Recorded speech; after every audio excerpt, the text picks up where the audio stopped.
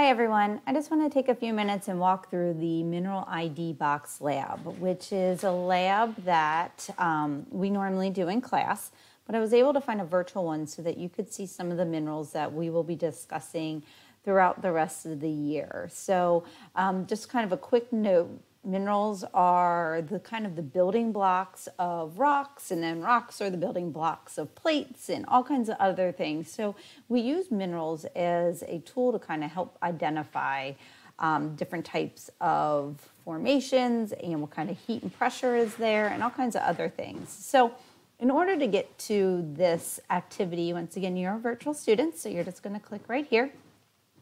And you're going to go ahead and click into the actual activity. So Minearl ID Box. So this was just notes on the actual minerals and their properties with metallic and non-metallic and luster and silica and all those properties with it. So those are important things to know. The actual activity is down here in a Google Doc, which you're going to click Load Minearl ID Box, and that's going to pop up a presentation for you. So a couple of different things is, let me go ahead and present it so that you can have a nice big screen of it. We're actually going to be working on two different slides. It'd be nice if you could print this out. If you can't, it's okay. You're just going to have to toggle back and forth from two different activities, which isn't a big deal. And where our minerals are right here in this box. So if you click on down, you can see after completing this activities, you'll be able to walk through the steps and identify and understand minerals. And we're going to come back. This is a hyperlink that's going to pull us into something here in a minute, but this is what we're actually going to be filling in. So there's 15 minerals in this box that we're going to make predictions on. And also at the bottom here, these are some of the minerals that we're going to be looking at. So name of the mineral, the hardness of it with Mohs hardness scale. Remember, it goes from 1 to 10, 1 being the very brittle and kind of can be scratched with your fingernail, such as talc and sulfur. Some of you have seen that before, as well as graphite. Graphite is used in your pencil. It's the new lead. Where other things are going to be really, really hard, such as a diamond. Quartz is also something that is really hard. It's a number 7. Pyrite, fool's gold, is also extremely hard. And that just has to do with how we're able to scratch it. And we use different tools to do that. And you'll see that in a minute with either your fingernail or a penny or a nail, an iron nail, and then even glass. And so we use that in class to kind of use that, but we're going to do it virtually for you guys. Color is another indicator for minerals. Not always the best indicator though, because as you can see, some of them have lots of different colors to them. Quartz is a great example of it. If we look down here at quartz, we can see that it can be colorless. It can be white, gray, purple, pink, black, yellow, green. That is a huge variety. So you could have a crystal of yellow quartz and you can have a crystal of blue quartz or purple quartz. And they're still the same, but the color is not great. However, the streak will always be the same, and you can see that's colorless. So streak is a great indicator, and so is luster. And so for this activity, we're just going to use, is it metallic or non-metallic? Metallic means shiny. So think really, really, really shiny. Where non-metallic is going to be something that is going to almost look like earthy or dull, gray, or a white color. And then cleavage is just how an object breaks. And so a lot of times minerals can break on those planes. You might remember from the notes I gave earlier, is that they can kind of be separated with those sheets. And that's what could be happening here with these activities. So we're going to fill this out. In order to do that though, I'm going to pop back up to the second page where it says Virtual Mineral Box, and I'm going to click on it. So now I have two tabs open. I have my Google side, which is perfect. I'm going to leave that there. I'm going to make it a little bit bigger just so I can kind of type in here.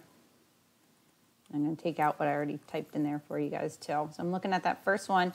And then this is the actual activity, and you can see the directions. Click on the mineral to see the properties. Click on the mineral box on the bottom of the property page to return back to this slide. This is just a Google slide as well, but it's set up just to kind of keep bringing you back. And we're going to fill in the lab sheet, our lab sheet right there, and check our reference sheet to identify our minerals. So let's go through one together. I'm just going to do number 1. this bluish green purplish. So as you can see, just pretend that this is you holding the mineral, kind of twirling it around. And we can see those different colors, and you can play this again if you wanted to. We've got blue and green and a little bit of almost yellow over here, an orangish color. So we've got color. So we're just going to go back in and kind of fill in the color here. So I'm just going to type in here blue, green, and purple. Those are great starts there. Okay, so we've got color filled in. And if we look, the streak, they've done that for us. So pretend that you would actually streak this. I have clay plates in the class, and you would just streak it on there. This is going to be a white color. So we are just going to go back to our identification page, and we're going to type in white. Oops. And so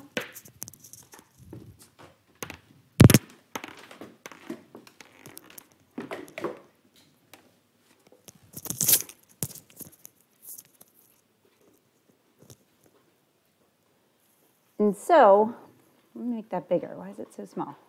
I'd like to be able to see this, right? There we go. So we're going to type in white.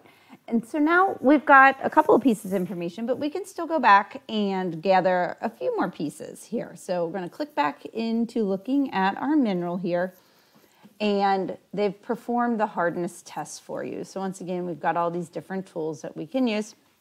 And this says here, a wire nail was able to scratch the mineral, a wire nail, so something like this, and it left a mark on the penny. So it's somewhere between maybe 4 to a 5, possibly. And you can see they kind of gave us some numbers or even some letters there. So we are going to go back and say maybe somewhere between a 4 and a 5. Then luster. Just looking at it, we can see that it looks really shiny. And when they roll it through the actual light, we can see that shine to it. So we are going to go ahead and say that this mineral is metallic.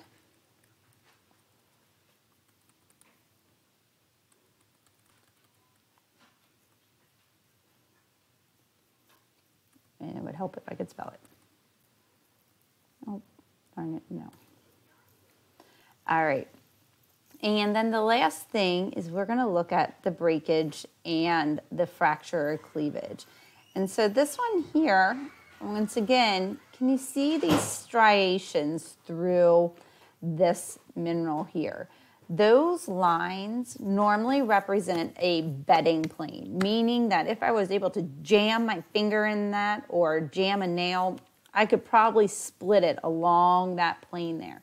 So that means that it has good cleavage or fracture because it's going to break apart in nice little pieces. So we're going to go ahead and put, let's see here. I want to make sure I'm telling you. So we're going to say cleavage, just a C. Once again, I don't know why. We're just going to leave it small. All right. So we've got enough information to jump down to our reference sheet. And so now we're going to start looking at a couple of different things. Once again, important things to look at are color, luster, and streak. Those are going to give us some good things. Oops, you know what? I'm sorry. I'm going to rewrite what I have up here and say no.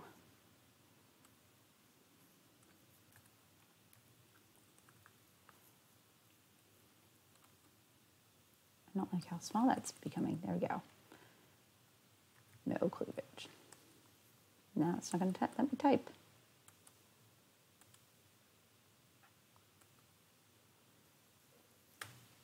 There we go. Sorry. All right. So now we're going to go back down to our reference sheet. Once again, taking a look at all these, I would start with process of elimination with streak. So if there's anything that doesn't have white, then we're going to omit that one. Now remember, we had a Mohs hardness of somewhere between 4 to 6. So if we kind of look at some of these down here, we can say, oh, there's not a lot. So Let's look at our hardness with 4 to 6. This one here, sodalite, it has a hardness of 6. It does have a streak of white, blue, white, pink, gray, and green. Maybe a possibility. If we keep looking, pyrite, that does not have the same streak color, so we don't want that. Olivine is a completely green and brown color mineral, so no, we're still looking for something that has a lot of other colors. Let's see if there's anything else. Those do not have white streaks. And then if we jump up here, there's a few of them here. So white, dark green, tan. Once again, remember we are looking at blue, greens, and purples. And we also have vitreous, which means a very shiny luster color to it. And if we jump back, so apatite sounds like a good one that it could possibly be. And this is kind of just a guessing game. And the other one that I had picked out was sodalite, which also is another one that can be sometimes very similar.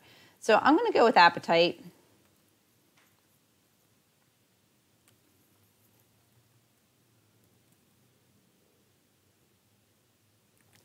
And I'm sure that's not going to let me spell it correctly there, but that's okay. I think it's just one P, sorry.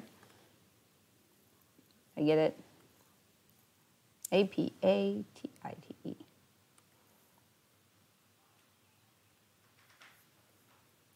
There we go. So the goal here is to go through and kind of figure out what some of them are. So what I'd like you to do is make your predictions, go through. So once you're done here, all right, we've got all the information we can. We're going to go back to this box, and then you're going to start with number 2. Once again, there we go. Once again, you can see different mineral. Streak is still white, but they left us some different information. This one scratches glass, but does not scratch the streak plate. So it's a little bit harder. And this is a pinkish color. So you're just going to go through and try to figure out all of these different minerals that are provided in the mineral identification box. So I think that's what was a little confusing about it. So you're going to be toggling back and forth, and then once you're done here, just make sure that, once again, you submit. So hopefully this was helpful. Thanks.